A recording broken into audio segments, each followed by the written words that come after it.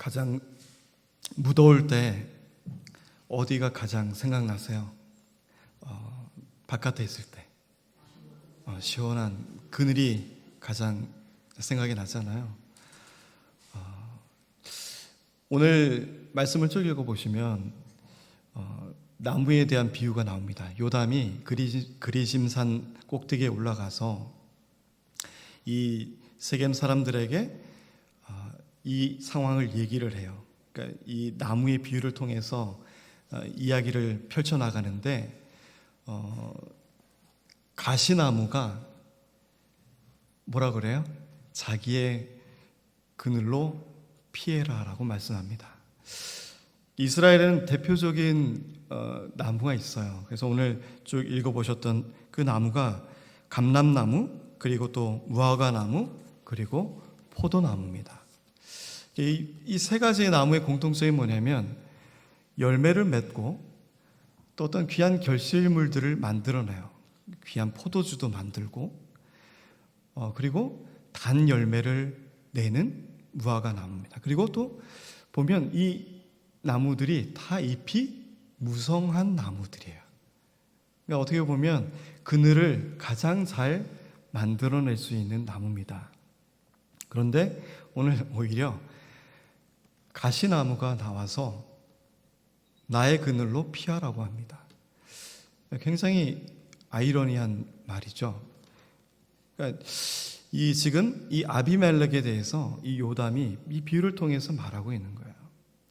그래서 이 아비멜렉은 오늘 굉장한 많은 실수와 그리고 죄악을 저지르게 됩니다. 그 배경은 단번에 만들어진 사건으로 인해서 나타난 것이 아니라 이스라엘 사람들이 또 이스라엘 백성들이 하나님을 배반하고 또 하나님을 잊고 또 하나님이 원하신 뜻대로 살아가지 않는 그 가운데 우상을 섬기고 또 하나님을 바라보지 못하는 진정 그늘 되시는 우편의 그늘 되시는 하나님께 들어가지 않고 자꾸 우리들의 생활에 본인들의 삶에 또 본인들의 생각에 본인들의 우상에 빠져있는 삶을 살면서부터 이러한 비극의 역사가 시작되어지는 거예요.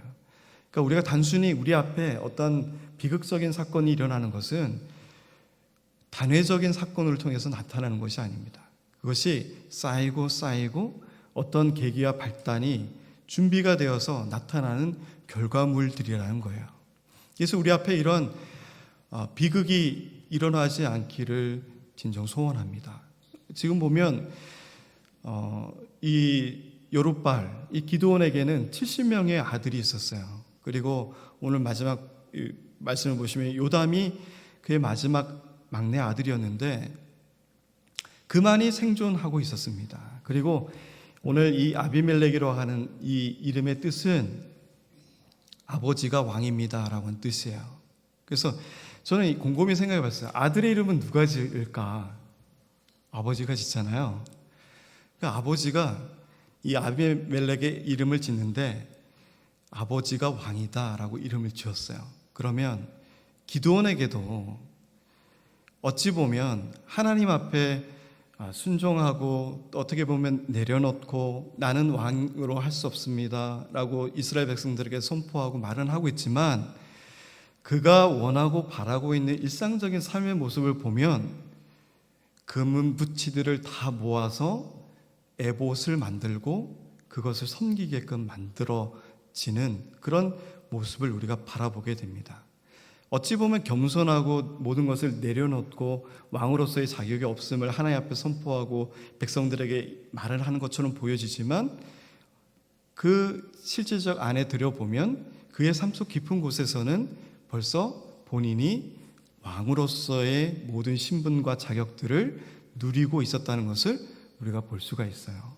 그래서 여룻발의 아들 아비멜렉이 세겜에 가서 그의 어머니 형제에게 이르러 그들과 그의 외조부의 집에 온 가족에게 말하여 이르되, 그래서 우리가 왕, 하나님께서 세우신 왕은 아니지만 이 이스라엘에게도 비공식적인 왕이 세워지는 것을 오늘 우리가 바라보게 됩니다. 이것이 하나님께서 원하시고 선지자들을 통해서 세워지는 왕이 아니고 인간을 통해서, 그리고 정통적인 혈통을 통해서 나타나는 왕이 아니라 정말로 사람들이 원해서 생겨나지는 왕이 어떻게 생겨나지는가에 대한 것을 우리가 바라볼 수가 있어요.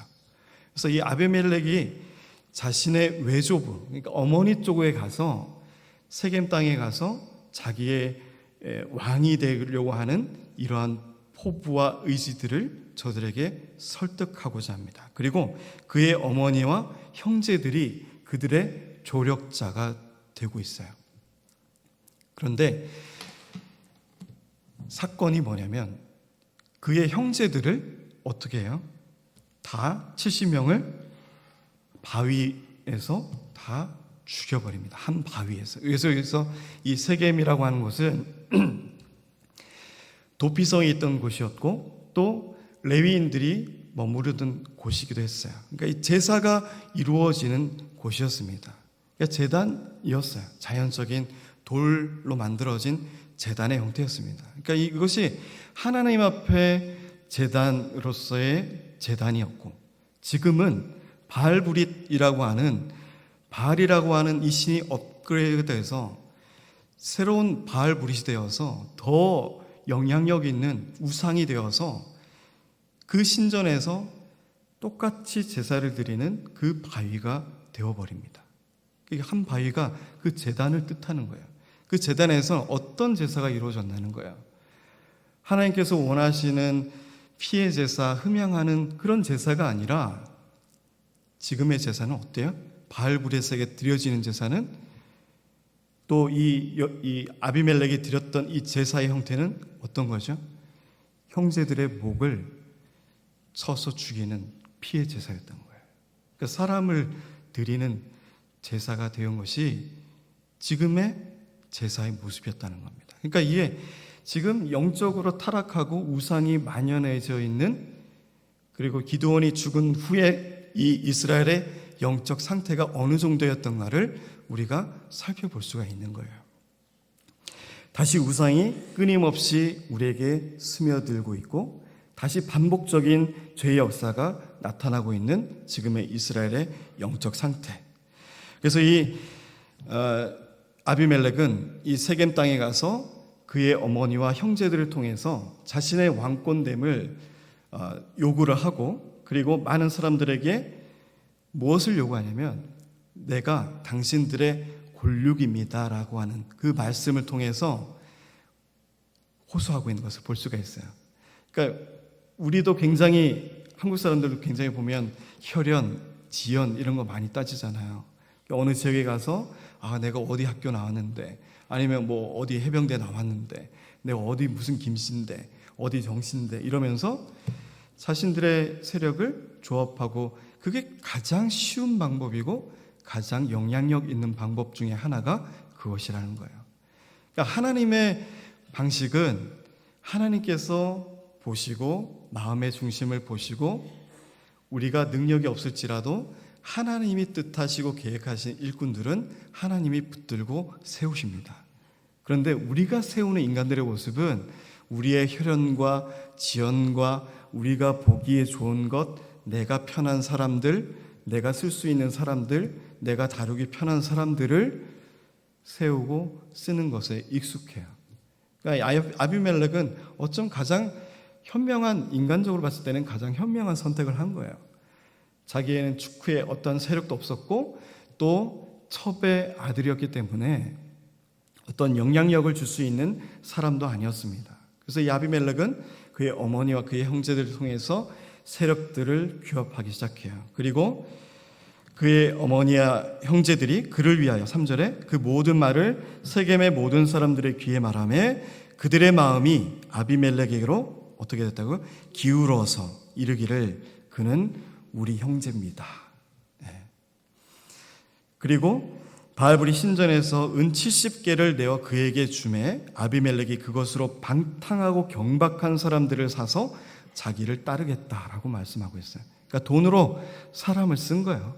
요즘 같으면 뭐 정치 깡패 아니면 용력 이런 것들을 해서 자신들의 세력들을 규합하고 측근들을 세워서 힘으로 눌러서 어떤 단체들을 만들어가는 과정들을 성경에서 이렇게 기록하고 있는 것을 볼 수가 있습니다. 이것이 어찌 보면 가장 인간적인 방법이라는 거예요.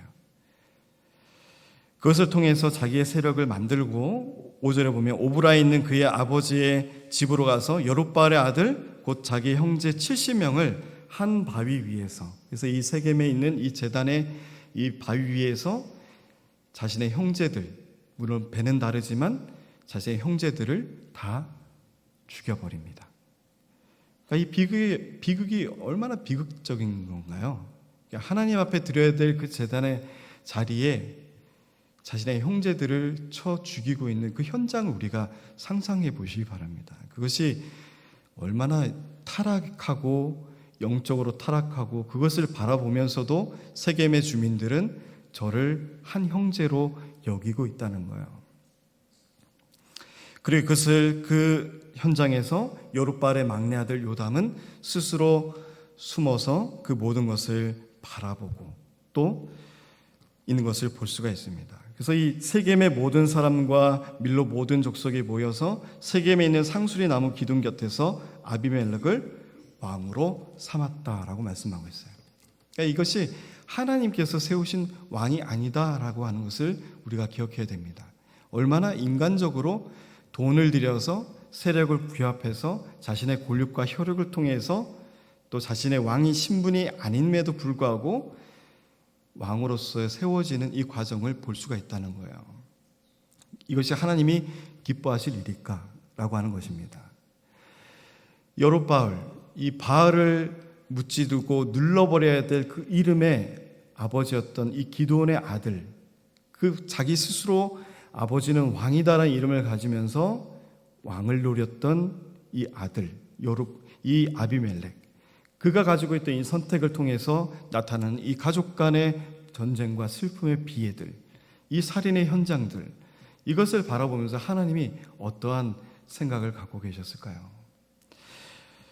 7절에 보시면 사람들이 요담에게 그 일을 알림해 요담이 그리심산 꼭대기로 가서 서서 그의 목소리를 높여 그들에게 외쳐 이르되 세겜 사람들아 내 말을 들으라 그리하여 하나님이 너의 말을 들으시리라 말씀하고 있습니다. 그래서 그 정말 처참한 살인의 현장을 보고서도 요담이 어떻게 이렇게 그리심산에 올라가서, 그리심산과 에벨산이 양쪽에 이렇게 있습니다. 그래서 이 860m 되는 그렇게 많이 높지 않은 산이에요. 그 산에 올라가서 모세가 이스라엘 백성들에게 외쳤던 것 같이 축복을 외쳤던 그 그리심산에 올라가서 이 요담도 이 세겜 사람들에게 말씀하고 있는 것을 볼 수 있어요.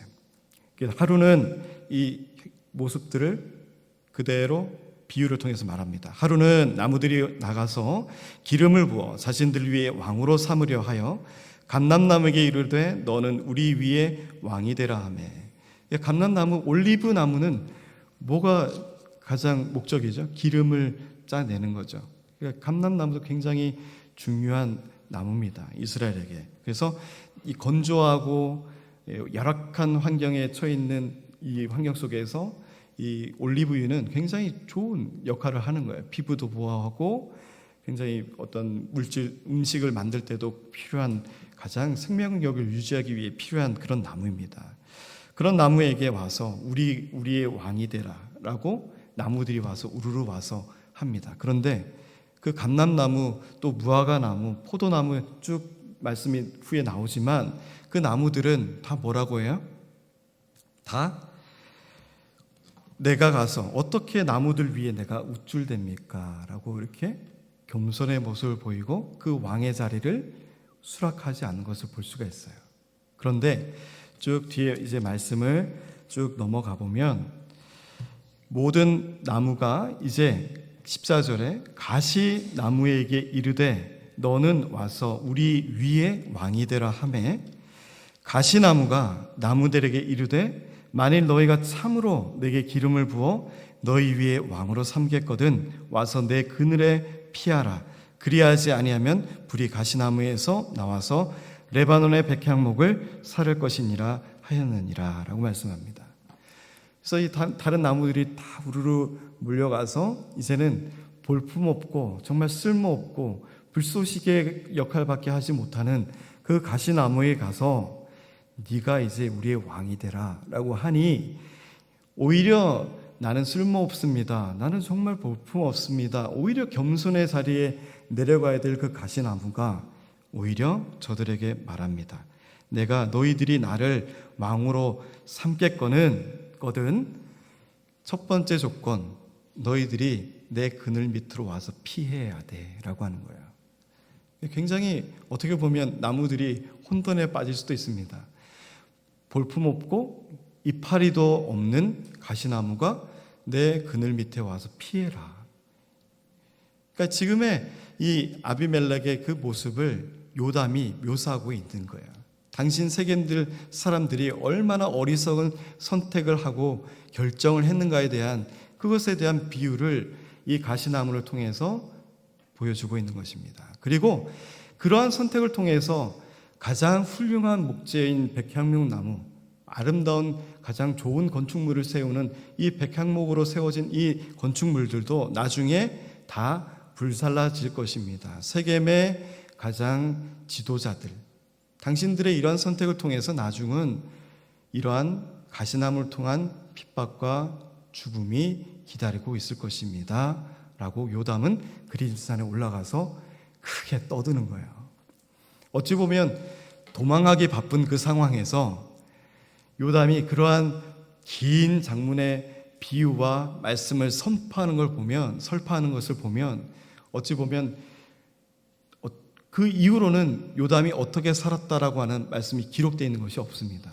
그런데 이 성경의 이 긴 장을 통해서 요담이 어찌 보면 이 설교를 한 것인데, 그 긴 설교를 이렇게 기록하고 있는 것을 보면 하나님이 이 포도나무와 또 이 무화과 나무와 이 감람나무가 얼마나 이스라엘 사람들에게 가장 필요한 나무인가를 역설적으로 보여주고 계신 거예요. 그래서 오늘 시편 121편 5절에 보시면 여러분들 잘 아시는 말씀입니다. 여호와는 너를 지키시는 이시라, 여호와께서 내 오른쪽에서 내 그늘이 되시나니 라고 하는 겁니다. 이 시편의 이 기자처럼 우리의 가장 참 그늘 되시는 분은 여호와 하나님이세요. 그러니까 그 하나님이 주시는 그 그늘이야말로 이스라엘 백성들이 회복해야 되고 누려야 될 참 그늘임에도 불구하고 오늘 우리도 아비멜렉과 같은 그러한 선택을 할 때가 있다는 것입니다. 그러니까 혈육과 권력에 쫓아서, 인간적인 정에 쫓아서 하나님이 주시는 넉넉한 그늘을 보장받는 것이 아니라 정말 볼품없는 세상이 주는 그 그늘에 의지해서 살아가고자 하는 그 욕망이 더 강할 때가 있다는 것입니다. 그 선택이 더 올바르다고 느낄 때가 있다라고 하는 것이에요. 그러나 그 뒤에는 정말 비참한 심판과 환란이 기다리고 있는 것을 우리가 말씀을 통해서 살펴볼 수가 있습니다. 그래서 오늘 이 세겜 사람들이 그들이 가졌던 이 선택을 통해서 나중에 후에 하나님은 이 세겜 땅에 큰 심판이 임하게 되는 것을 볼 수가 있어요. 그래서 오늘 이 요담이 그의 모든 말씀을 하고 21절에 보면 요담이 그의 형제 아비멜렉 앞에서 도망하여 피해서 부엘라 가서 거기에 거주한다라고 오늘 이 말씀으로 마치는 것을 볼 수가 있습니다. 우리의 참 그늘 되시는 하나님만을 바라보고 참 그늘 되시는 분이 누구신가를 진정 바라볼 수 있었던, 영적으로 깨어있는 한 사람이라도 있었으면 이러한 비극이 이스라엘에게도 일어나지 않았을 거예요. 형제가 형제를 죽이고 또 하나님을 섬기는 그 자리에서 우상신을 섬기는 그 제단에 섬기는, 오히려 우상을 섬기게 되는 오늘날의 그 모습, 마땅히 하나님을 섬기는 그 자리에서 하나님을 사랑하고 고백하고 하나님만을 위해서 우리의 생명이 유지되고 우리의 모든 것을 드려야 되는 그 제단에 다른 것들이 쌓여가고 다른 것들이 피를 흘리고 다른 것들을 목적으로 삼아서 포장되어지는 우리의 신앙생활이 있다라고 하는 것입니다.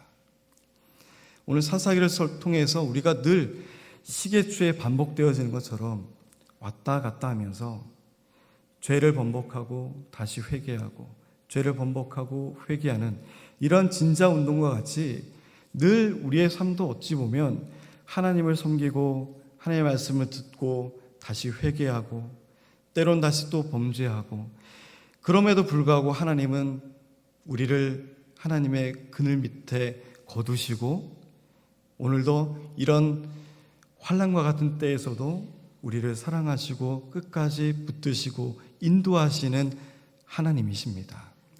우리의 인간적인 욕심과 연약함이 오늘 이 아비멜렉과 세겜 사람들을 통해서 극렬하게 나타난 것을 볼 수가 있어요. 우리가 피와 골육, 또 혈연, 우리의 인간적인 지혜, 지식 이런 것들을 가지고 잘할 수 있을 거라 생각하지만 또 그것을 통해서 내가 더 권력을 가지고 힘있게 모든 것을 더 할 수 있다라고 생각할 수 있지만 그것을 완전하게 내려놓을 때 하나님께서 세우시고 일하십니다. 하나님께서 세우시는 진정한 왕의 자리, 그 왕의 자리에 서서 또 그 제사장 자리에 서서 우리가 하나님 앞에 나아가야 되는 거예요. 하나님께서 우리를 지금도 하나님의 우편에 그늘 되시는 그곳에 인도하시기를 원하십니다. 우리의 것을 내려놓고 우리의 욕심을 내려놓고 나의 것을 철저히 부정하고 내가 왕이 되려고 스스로 높여지는 것보다 그 무화과 나무와 올리브 나무와 포도나무 같이 내 위에는 더 없고 내가 어떻게 더 우쭐댈 수 있겠습니까? 내 인생의 모든 것을 하나님 앞에 내려놓을 수 있는 그 겸손을 우리가 회복하는 성도님들이 되시기를 주님의 이름으로 축복드립니다. 그래서 진정한 왕이신 또 진정한 그늘 되시는 하나님만을 의지하고 그의 품 안에서 늘 기쁨과 평안과 하늘을 소망하며 살아갈 수 있는 우리 동남교회 성도님들이 되시기를 주님의 이름으로 축복드립니다. 이 말씀